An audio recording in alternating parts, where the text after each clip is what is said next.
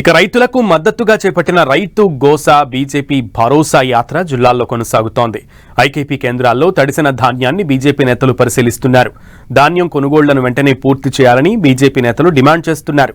తడిసిన ధాన్యం పేరుతో రైతులను ప్రభుత్వం మోసం చేస్తోందని కేంద్ర మంత్రి బండి సంజయ్ ఆరోపించారు. సీఎం, మంత్రులు, అధికారుల మధ్య సమన్వయ లోపమే దీనికి కారణమన్నారు. తలో మాట చెబుతూ కాలం వెళ్లబుచ్చుతున్నారని ఫైర్ అయ్యారు. అటు పెద్దపల్లి జిల్లా మంతని మండలం గుంజపడుగులో వరిధాన్యం కొనుగోలు కేంద్రాన్ని ఎంపీ ఈటల రాజేందర్, బీజేఎల్పీ నేత ఎలిటి మహేశ్వర్ రెడ్డి పరిశీలించారు. రైతులతో మాట్లాడి వారి సమస్యలు అడిగి తెలుసుకున్నారు. రాష్ట్రంలో ఎక్కడ చూసినా కిలోమీటర్ల పొడవున వరి కుప్పలు పేరుకుపోయి ఉన్నాయని, రైతులను పట్టించుకునే నాథుడే లేడని ఎంపీ ఈటల రాజేందర్ అన్నారు. వెంటనే ధాన్యం కొనుగోళ్లను పూర్తి చేయాలని డిమాండ్ చేశారు.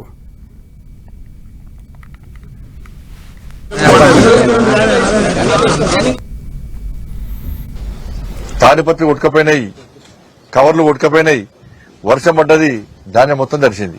ధాన్యం తడవక ముందే ఇవాళ క్వింటాల్కు దాదాపు 8 నుంచి 10 కిలోలు కట్ చేస్తున్నారు.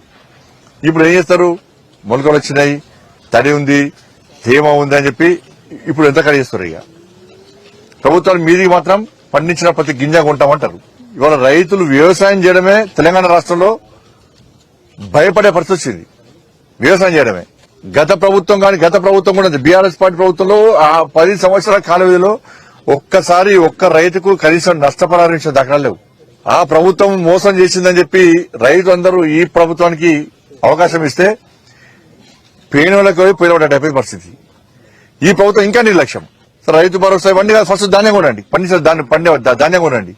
ఏప్రిల్ ఫస్ట్ వీక్ నుంచే పంట మొదలవుతుంది.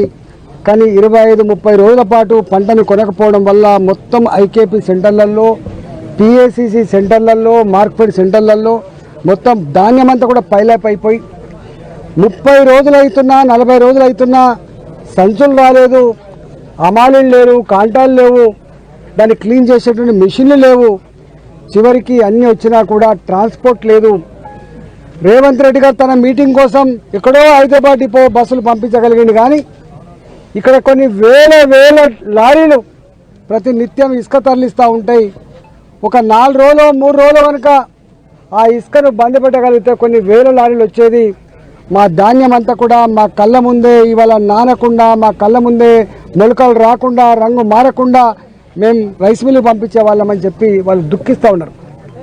మరి ఎక్కడ పడితే అక్కడ రాష్ట్ర వ్యాప్తంగా మరి ఒక వడ్లే కాదు, శనగలైనా, జొన్నలైనా, అదే మాదిరిగా మక్కలైనా, ఎక్కడ పడితే అక్కడ సన్ఫ్లవర్ కానీ, శనగలు కానీ ఎక్కడ పడితే అక్కడ రాసులు కుప్పలు పోసుకున్నారు. కానీ రాష్ట్ర ప్రభుత్వం కనికరిస్తలేదు. ఆ రోజు చివరి గింజ వరకు కొనుగోలు చేస్తామని చెప్పిండ్రు. చివరి గింజ వరకు కొనుగోలు చేయడమే కాదు, మీకు గిట్టుబాటు ధరిస్తామని చెప్పిండ్రు. మరి ఆ హామీలు ఇచ్చి ఈరోజు గెలిచిన తర్వాత హామీలు మర్చిపోవడమే కాదు, కేవలం హైదరాబాద్ రియల్ ఎస్టేట్ దందాకు పరిమితమై హైదరాబాద్లో గజాల చొప్పున భూములు అమ్ముకోవడం కోసం, అక్కడ ఉన్నటువంటి భూములు కబ్జా చేయడం కోసం ఉన్నటువంటి చిత్తశుద్ధి మరి రేవంత్ రెడ్డి ప్రభుత్వానికి మరి రైతుల మీద ఎందుకు లేదు అని చెప్పి అడుగుతా ఉన్నాం.